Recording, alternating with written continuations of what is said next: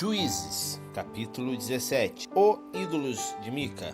Havia um homem chamado Mica, que habitava na região montanhosa de Efraim.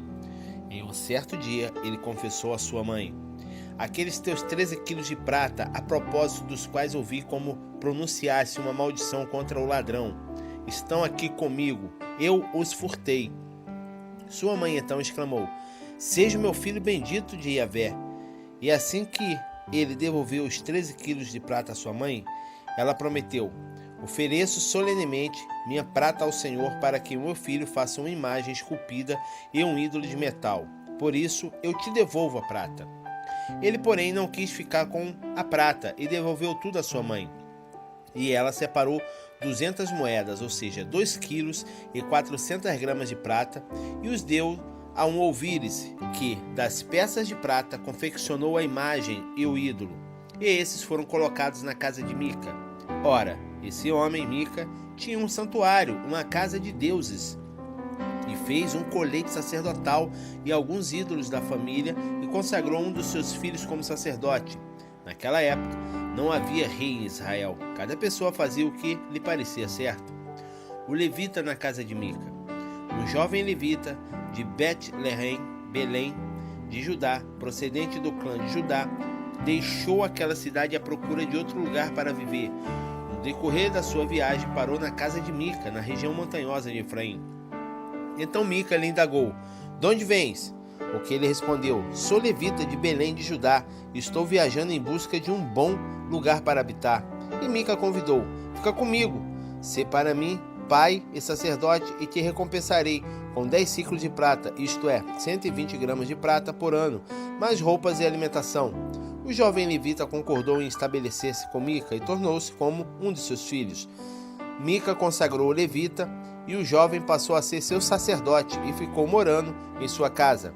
Então Mica declarou: agora estou certo de que o Senhor me tratará com bondade, pois esse levita se tornou meu sacerdote.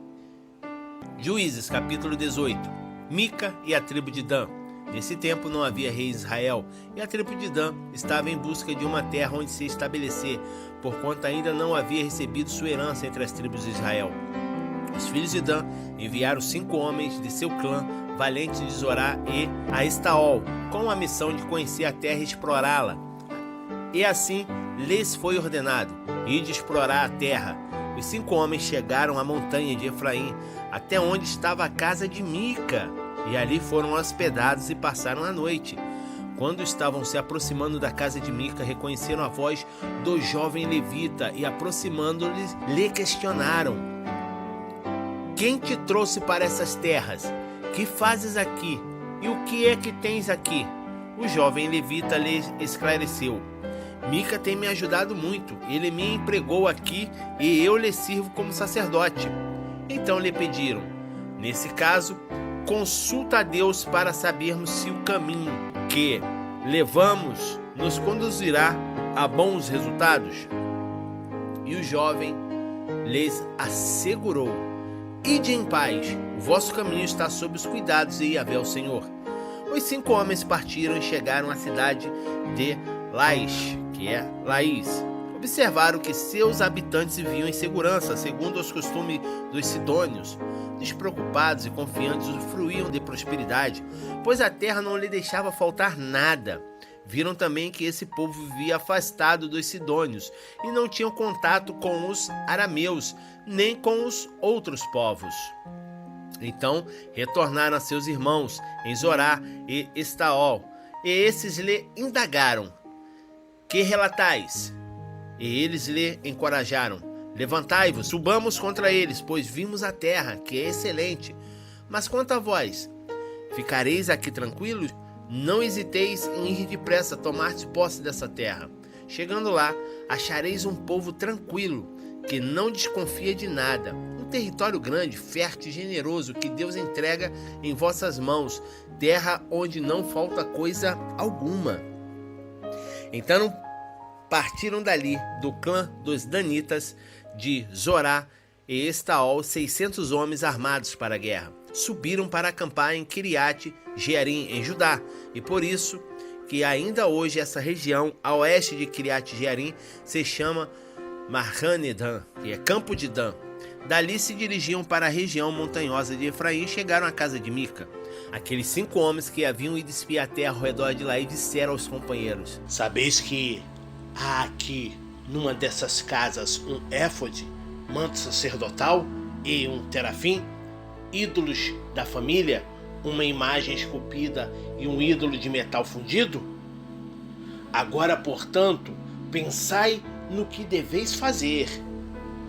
Dando uma volta por ali, chegaram à casa do jovem levita, a casa de Mica, e o saudaram, enquanto os 600 homens dos danitas, armados para a guerra, permaneciam à soleira da porta. Os 5 homens que tinham estado antes ali para o reconhecimento do território vieram e entraram na casa, apanharam a imagem de escultura, o éfode, o terafim e o ídolo de metal fundido. Estando o sacerdote em pé à entrada da porta, com os 600 homens armados para a guerra. Eles, pois, tendo entrado na casa de Mica, pegaram a imagem de escultura, o éfode, o terafim e o ídolo de metal fundido. Mas o sacerdote lhes advertiu: Que estás fazendo? Ao que lhes replicaram: Silêncio! Põe a mão na tua boca e segue-nos. Serás para nós um pai e sacerdote. Pensai no que é melhor para ti, seres um sacerdote da família de apenas um homem, ou servir como sacerdote de toda uma tribo e um clã de Israel. Então o jovem sacerdote se alegrou, Apanhou o manto sacerdotal, os ídolos da família e a imagem esculpida e se ajuntou à tropa. Retornando então o seu caminho, partiram, tendo colocado à frente as mulheres, as crianças, os animais e a bagagem. Estavam já longe da casa de Mica, quando os que moravam nas proximidades da casa de Mica deram o alarme e se puseram em perseguição aos danitas. Como eles gritassem atrás dos danitas, esses voltaram-se e inquiriram a Mica: Que tens tu? Por que convocaste teus homens para uma batalha? Ele retrucou: Tiraste os deuses que eu mesmo confeccionei e levaste também o meu sacerdote. O que me sobrou? E ainda perguntas o que há de errado contigo? Responderam-lhe os danitas: Não nos obrigues mais a ouvir a tua voz. Alguns, de ânimos exasperado, poderão cair sobre vós. Arriscais perder a tua vida e toda a tua família. Os danitas seguiram seu caminho e Mica, vendo que eles eram mais fortes e numerosos, recuou e voltou para sua casa. Dan toma a cidade de Laís. Assim, depois que haverem tomado os deuses que Mica fabricara e o sacerdote que tinha consigo, os danitas avançaram contra Laís, contra um povo pacífico e despreocupado. Eles mataram todos os habitantes ao fio da espada e queimaram a cidade. Não houve quem os livrasse, pois viviam longe de Sidom e não tinham comunicação com nenhum outro povo. A cidade ficava num vale que se estende até Bet-Reob. Então os homens de Dan reconstruíram a cidade e se estabeleceram nela. E deram à antiga cidade de Laís o nome de Dan, em homenagem a seu antepassado, pai Dan, filho de Israel. Os danitas levantaram para si o ídolo, e Jonatas, filho de Gerson, neto de Menaxe, que é Manassés, e depois os seus filhos foram sacerdotes da tribo de Dan, até a época em que a população da terra foi levada cativa para o exílio. Eles conservaram o ídolo feito por Mica com eles durante todo o tempo em que a casa de Deus esteve em Siló. Juízes, capítulo 19. O levita e sua concubina.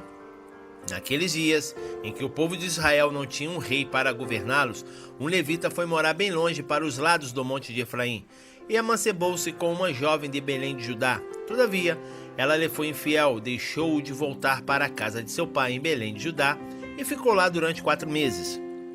Então o homem resolveu ir a Belém, atrás dela, para tentar convencê-la a retornar para ele. Ele partiu levando consigo seu servo e 2 jumentos. Ao chegar à casa do pai da jovem, este, vendo-o, veio alegremente ao seu encontro. O pai da jovem o convenceu a ficar ali por algum tempo, e ele, aceitando, permaneceu com eles por 3 dias. O casal passou a fazer as suas refeições e a dormir juntos. No 4º dia, eles se levantaram ao raiar do dia e se aprontaram para ir embora. Mas o pai da jovem lhes sugeriu: restaura tuas forças comendo um pedaço de pão, e em seguida podereis partir. Estando assentados à mesa, eles comeram e beberam juntos, como de costume. E então o pai da jovem pediu ao homem: consente, rogo-te, em ficar mais esta noite, e que se alegre o teu coração entre nós. Como o homem se levantasse, decidido a partir, o pai do jovem insistiu mais uma vez, e por isso ele passou ainda aquela noite ali. No 5º dia, o levita se levantou de madrugada e aprontou-se para partir, mas o pai da jovem novamente lhe suplicou: restaura primeiro as tuas forças, peço-te, e permaneças aqui até quase o final do dia. E começaram e beberam juntos. Então o homem levantou-se pronto para partir com a sua concubina. E o seu servo, quando o pai da jovem lhe ponderou: eis que o dia termina e a tarde vem chegando. Poxa, portanto passa conosco a noite pelo menos. O dia declina, passai a noite aqui em segurança, e que teu coração se regozije conosco. Amanhã bem cedo partireis, e tu irás para a tua habitação. Contudo, o homem, recusando passar mais uma noite, levantou-se convicto, partiu e chegou até Levos, que é Jebus, isto é, Jerusalém, com 2 jumentos selados e com a sua mulher. Quando estavam próximos a Jebus e já se findava o dia, o servo sugeriu a seu senhor: vem, rogo-te, façamos um desvio e vamos passar a noite nessa cidade dos jebuseus. Seu senhor lhe replicou: não nos desviaremos do nosso caminho para ir a uma cidade de estrangeiros, porquanto esses não são israelitas. Entretanto, prosseguiremos até Gibeá. E acrescentou, ordenando ao seu servo: vamos, tratemos de alcançar um desses lugares, Gibeá ou Ramá, para ali pernoitarmos. Foram então mais longe e continuaram a sua caminhada. Ao chegarem defronte à cidade de Gibeá de Benjamim, o sol se escondia. Então eles se encaminharam apressadamente para Gibeá, a fim de passarem a noite ali. O levita entrou e se assentou na praça da cidade, mas ninguém lhe ofereceu hospitalidade em sua casa para pernoitar. Veio um homem idoso que, ao cair da tarde, retornava do trabalho no campo. Era um senhor das montanhas de Efraim, que estava morando em Gibeá, enquanto os do lugar eram benjamitas. Assim que avistou o viajante na praça da cidade, o velho homem lhe indagou: para onde vais? E de onde vens? E o levita lhe respondeu: fazemos o caminho de Belém de Judá, para bem longe, rumo à região montanhosa de Efraim, onde moro. Fui a Belém e agora estou regressando para a casa do Senhor. Contudo, nessa cidade, ninguém me ofereceu hospedagem em sua casa. Entretanto, temos palha e forragem para nossos animais, e eu tenho também pão e vinho para mim, para a tua serva e para o jovem que acompanha o teu servo. Não precisamos de nada. Então aquele senhor lhe disse: se bem-vindo em minha casa, deixe-me te ajudar-te no que necessitares, mas não passes a noite ao relento. Em seguida, ele os levou para sua casa e os alimentou, e também os jumentos. Depois de lavarem os pés, reuniram-se para beber e comer. Quando estavam entretidos conversando, alguns vadios e depravados da cidade cercaram a casa e, desferindo violentos golpes contra a porta, gritavam para o homem idoso, dono da casa: faze sair o homem que está contigo, queremos ter relações sexuais com ele. O proprietário da casa saiu e lhes aconselhou: não, irmãos, rogo-vos, não sejais tão perversos. Considerai que este homem é meu hóspede. Não pratiqueis tal infame crime. Aqui está a minha filha, que é virgem, e a mulher do meu hóspede. Eu as entregarei a vós. Subjugai-vas, pois, e fazei com elas como bem vos parecer, mas não façais uma loucura dessas a este homem. No entanto, aquelas pessoas não quiseram ouvi-lo. Então o levita pegou sua concubina e a entregou. Eles a violentaram e abusaram dela a noite toda. De madrugada, a abandonaram. Ao amanhecer, no dia, a mulher voltou para a casa onde o seu senhor estava hospedado. Caiu junto à porta e ali ficou até o dia clarear por completo. Quando o seu senhor se levantou de manhã, abriu a porta da casa e saiu para prosseguir viagem, lá estava a sua concubina, caída na soleira da porta. Ele lhes disse: "Levanta-te, vamos embora daqui." Mas não houve resposta. Então o homem a colocou sobre o seu jumento e partiram para casa. Assim que chegou em casa, apanhou uma faca e cortou o corpo da sua concubina em 12 partes e as enviou a todas as tribos e regiões de Israel. E todos os que viam aquilo exclamavam horrorizados: "Até hoje nunca se fez nem se viu tal atitude, desde o dia em que os israelitas foram libertos e saíram do Egito. Refleti, pois, sobre tudo isto e respondei o que haveremos de fazer agora."